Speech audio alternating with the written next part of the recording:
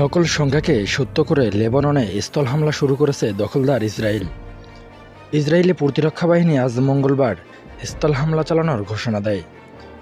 যদিও হামলাটি সীমিত এবং নির্ধারিত লক্ষ্যবস্তু লক্ষ্য করে চালানো হচ্ছে বলে দাবি করেছেন তারা। ইসরায়েলি প্রতিরক্ষা বাহিনী স্থল হামলার ব্যাপারে বলেছে, কয়েক ঘন্টা আগে হিজবুল্লাহর অবকাঠামো লক্ষ্য করে দক্ষিণ লেবাননের সীমান্তবর্তী কয়েকটি গ্রামে নির্দিষ্ট এবং সীমিত স্থল অভিযান শুরু করেছে সেনারা। ব্লু লাইনের কাছে অবস্থিত হিজবুল্লাহর এই অবকাঠামোগুলো ইসরায়েলি শহরগুলোর জন্য তাৎক্ষণিক হুমকি হিসেবে দাঁড়িয়েছে। এর আগে সোমবার রাতে লেবাননে স্থল হামলার অনুমোদন দেয় দখলদার ইসরায়েলের নিরাপত্তা পরিষদ। আর ওই সময় জানানো হয় হিজবুল্লাহর বিরুদ্ধে যুদ্ধের পরবর্তী ধাপের অনুমোদন দেওয়া হয়েছে।